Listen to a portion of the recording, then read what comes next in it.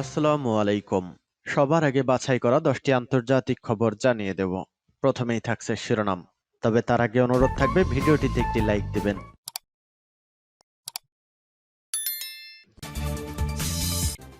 হাতে থাকা গুরুত্বপূর্ণ আন্তর্জাতিক সংবাদ। দুই জিম্মিকে মুক্ত করতে কত ফিলিস্তিনিকে হত্যা করলো ইসরায়েল। এরপর জানিয়ে দিব ইসরায়েলকে F-35 যুদ্ধ বিমানের যন্ত্রাংশ দিতে আর পারবে না বলছে নেদারল্যান্ডস। এরপর জানিয়ে দিব 2.5 বছর করে ভাগাভাগি করে প্রধানমন্ত্রিত্ব করবেন নওয়াজ ও বিলওয়াল। এরপর জানিয়ে দিব গাজায় নিহত 28,000-এর বেশি, আহত 67,500।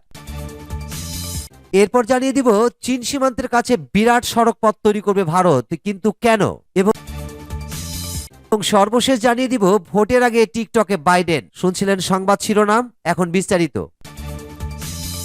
দুই মুক্ত করতে কত ফিলিস্তিনিকে হত্যা করল ইসরায়েল। অবরুদ্ধ গাজা উপত্যকার দক্ষিণাঞ্চল শহর রাফাতে বিমান হামলা চালিয়েছে ইসরায়েল। সোমবার ফিলিস্তিনি স্বাস্থ্য কর্মকর্তা বলেছেন এতে বিপুল সংখ্যক ফিলিস্তিনি নিহত হয়েছেন। এমন সময় রাফাতে এই হামলা হলো যখন ঘনবসতিপূর্ণ শহরে বড় ধরনের ইসরায়েলি হামলার আশঙ্কা করেছেন ফিলিস্তিনিরা। কাতার ভিত্তিক সংবাদ মাধ্যম আল জাজিরা এ খবর জানিয়েছে। সোমবার ভোরে ইসরায়েলি হামলার পর নিহতের সংখ্যা নিয়ে একাধিক তথ্য পাওয়া গেছে। ফরাসি বার্তা সংস্থা এএপি বলেছে হামলায় 52 জন নিহত হয়েছে। ব্রিটিশ বার্তা সংস্থা রয়টার্স বলেছে অন্তত 67 জন নিহত হয়েছে। উভয় বার্তা সংস্থা গাজা ভিত্তিক ফিলিস্তিনি স্বাস্থ্য কর্মকর্তাদের উদ্ধৃত করেছে। ফিলিস্তিনি কর্মকর্তারা বলেছে ইসরায়েলি বিমান হামলা রাফাতে 14টি বাড়ি ও 3টি মসজিদে আঘাত এনেছে। তবে আল জাজিরার আরবি সংস্করণের সাংবাদিকরা মসজিদে হামলায় অন্তত 63 জন নিহতের কথা জানিয়েছেন। হামাসের এক বিবৃতিতে বলা হয়েছে রাফাতে হামলায় নিহতের সংখ্যা শতাধিক। ফিলিস্তিনি পররাষ্ট্র মন্ত্রণালয়ের এক বিবৃতিতে বলা হয়েছে ইসরায়েল রাফায় বেসামরিক এবং যুদ্ধে বাস্তুচ্যুত মানুষের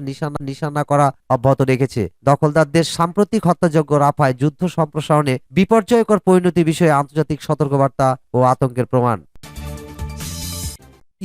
F-35 যুদ্ধ বিমানের যন্ত্রাংশ দিতে পারবে না নেদারল্যান্ড। ফিলিস্তিনের গাজা উপত্যকায় ইসরায়েলের ব্যবহার করা F-35 যুদ্ধ বিমানের যন্ত্রাংশ সরবরাহ বন্ধে আদেশ দিয়েছে দেশটির আদালত। সোমবার এক ডাচ আদালত মানবাধিকার সংস্থাগুলোর আপিল বহাল রাখার পর এ আদেশ দেয়। মানবাধিকার সংস্থাগুলো যুক্তি ছিল নেদারল্যান্ডের সরবরাহ করা যন্ত্রাংশগুলো হামাসের সঙ্গে যুদ্ধে ইসরায়েলের আন্তর্জাতিক আইন লঙ্ঘনে ভূমিকা রাখছে। রায়ে বলা হয় আদালত 7 দিনের মধ্যে F-35 যুদ্ধ বিমানের যেসব যন্ত্রাংশের রপ্তানি ও ট্রানজিট বন্ধে আদেশ দিচ্ছে যেগুলোর চূড়ান্ত গন্তব্য ইসরায়েল। মার্কিন মালিকানাধীন F-35 যুদ্ধ বিমানের যন্ত্রাংশ নেদারল্যান্ডসের একটি গুদামে সংরক্ষণ করা হয়। বিদ্যমান রপ্তানি চুক্তির মাধ্যমে ইসরায়েল সহ বেশ কয়েকটি অংশীদার দেশের কাছে এসব যন্ত্রাংশ পাঠানো হয়। মানবাধিকার গোষ্ঠীগুলো যুক্তিতর্কে বলে যে এর মাধ্যমে নেদারল্যান্ডস গাজায় মানবাধিকার লঙ্ঘনে ভূমিকা রাখছে। গেল ডিসেম্বরে হেগের একটি জেলা আদালত বলেছিল যন্ত্রাংশ সরবরাহ করা ছিল প্রাথমিকভাবে একটি রাজনৈতিক সিদ্ধান্ত, যাতে বিচারকদের হস্তক্ষেপ করা উচিত নয়। ডাচ কর্তৃপক্ষ বলছে F-35 যন্ত্রাংশ সরবরাহে তাদের হস্তক্ষেপ করার ক্ষমতা আছে কিনা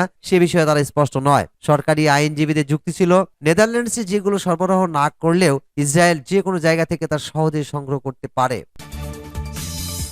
বছর করে প্রধানমন্ত্রিত্ব করবেন নওয়াজ ও বিলওয়াল। অনেক আগে থেকেই পাকিস্তানের প্রধানমন্ত্রী হতে চান পাকিস্তান পিপলস পার্টির চেয়ারপারসন ও সাবেক পররাষ্ট্রমন্ত্রী বিলওয়াল ভুট্টো। এবার হয়তো সেই স্বপ্ন পূরণ হতে পারে। 2.5 বছর করে প্রধানমন্ত্রীর পদে থাকবেন নওয়াজ শরীফ ও বিলওয়াল ভুট্টো। এমন শর্তে পাকিস্তান মুসলিম লীগ নওয়াজের সঙ্গে জোট সরকার গঠনে রাজি হয়েছে পিপিপি। জিও নিউজের প্রতিবেদনে বলা হয়েছে জাতীয় ও প্রাদেশিক পরিষদে জোট সরকার গঠনের চেষ্টায় রোববার দুই দলের মধ্যে প্রথম আনুষ্ঠানিক বৈঠক হয়। ওই বৈঠকে এই প্রধানমন্ত্রিত্ব ভাগাভাগির ধারণা নিয়ে আলোচনা হয়েছে। তবে কে আগে প্রধানমন্ত্রী হবেন সে ব্যাপারে কিছু জানা যায়নি। এর আগে 2013 সালে বেলুচিস্তানে PMLN এবং ন্যাশনাল পার্টি NP একই পদ্ধতিতে ক্ষমতা ভাগাভাগি করেছিল। সেই সময় দুই দলের মধ্যে মুখ্যমন্ত্রী 5 বছরের মেয়াদ ভাগাভাগি করে দায়িত্ব পালন করেছিলেন। লাহোরের বিলওয়াল হাউসে রোববারের বৈঠকে পিপিপি PMLN উভয় পক্ষই সাধারণ নির্বাচনের পর দেশটির রাজনৈতিক স্থিতিশীলতার জন্য সহযোগিতা করতে নীতিগতভাবে সম্মত হয়েছে। বৈঠকে PPP parliamentarian president Asif Ali Zardari, PPP chairperson Bilawal Bhutto Zardari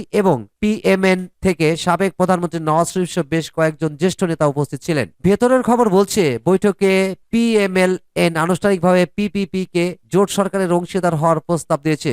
এ সময় পিপিপি কে স্বতন্ত্র বিজয়ী প্রার্থী এবং এমকিউএম পাকিস্তানের সঙ্গে যোগাযোগের বিষয়ে অবহিত করেছে নওয়াজ শরীফের দল। বৈঠকের শুরুতে পিএমএলএন নেতারা দাবি করেন তারাই প্রধানমন্ত্রীর পদ ধরে রাখবেন। অন্যদিকে সাবেক প্রেসিডেন্ট আসিফ আলী জারদারি দাবি করেন পিপিপির কেন্দ্রীয় নির্বাহী কমিটি সিইওসি এরই মধ্যে বিলওয়ালাকে প্রধানমন্ত্রী পদের জন্য মনোনীত করেছে। এরপর দুই দলের নেতারা 5 বছরের মেয়াদ অর্ধেক করে নিজ নিজ দল থেকে প্রধানমন্ত্রী নিয়োগের সিদ্ধান্তে একমত হন।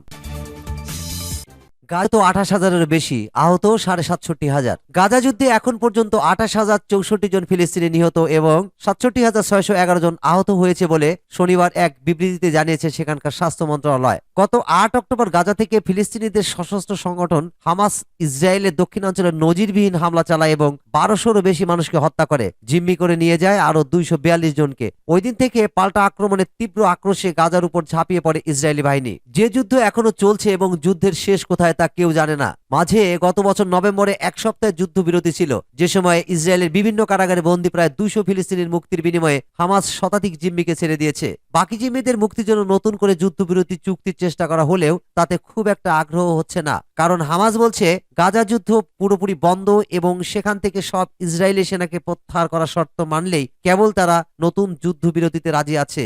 আর ইসরায়েল বলছে হামাসকে গাজা থেকে সম্পূর্ণ নির্মূল না করা পর্যন্ত তারা যুদ্ধ অব্যাহত রাখবে। ইসরায়েল তাদের এ প্রতিজ্ঞায় অনড় রয়েছে এবং গাজায় হামলা চালিয়ে যাচ্ছে। গাজা স্বাস্থ্য মন্ত্রণালয়ের বিবৃতি অনুযায়ী গত 24 ঘন্টায় ছোট্ট ওই ভূখণ্ডটিতে ইসরায়েলের হামলায় অন্তত 117 ফিলিস্তিনি নিহত হয়েছে, আহত হয়েছে 152 জন। চীনের কাছে বিরাট সড়কপথ তৈরি করবে ভারত, কিন্তু কেন? এবার ভারতীয় সীমান্ত এলাকায় পরিকাঠামো উন্নয়নের উপর বিরাট জোর দিচ্ছে দেশটির সরকার। মূলত সীমান্তে সংযোগকারী রাস্তাগুলোর উন্নয়নের উপর বিশেষভাবে জোর দেওয়া হচ্ছে। এজন্য ভারতের কেন্দ্রীয় সরকারের তরফ থেকে প্রায় 6,000 কোটি টাকা বরাদ্দ করা হয়েছে। 11টি এলাকায় এই প্যাকেজ অনুসারে কাজ করা হবে। ভারত, তিব্বত, চীন, মায়ানমার সীমান্ত এলাকায় এই পরিকাঠামো উন্নয়নের কাজ করা হবে। সোমবার টাইমস অফ ইন্ডিয়ার এক প্রতিবেদনে জানিয়েছে 1748 কিলোমিটার 2 লেনের হাইওয়ের কাজ শুরু হবে। চলতি বছরের এপ্রিল মাস থেকে এই কাজ শুরু হতে পারে। আন্তর্জাতিক সীমানা এলাকা থেকে 20 কিলোমিটার দূরে এই জায়গা, এখানেই হাইওয়ে তৈরির কাজ শুরু হবে। ওই প্রতিবেদন অনুসারে জানা গেছে এই আর্থিক বছরের শেষ দিকেই অরুণাচল প্রদেশে প্রায় 400 কিলোমিটার রাস্তা তৈরির কাজের প্রক্রিয়া শুরু হতে পারে। গোটা উত্তর পূর্ব জুড়েই এই ধরনের সীমানা সংলগ্ন এলাকায় রাস্তা তৈরির কাজ হবে। এর জেরে স্থানীয় অনেকের কাজের সুযোগ হতে পারে। ফ্রন্টিয়ার হাইওয়ের দুটি প্যাকেজে টাকা অনুমোদন প্রসঙ্গে সড়ক পরিবহন মন্ত্রী নীতিন গডকরি জানিয়েছেন সীমানা এলাকায় যোগাযোগ বৃদ্ধি করার জন্য এই রাস্তা তৈরি করা হবে।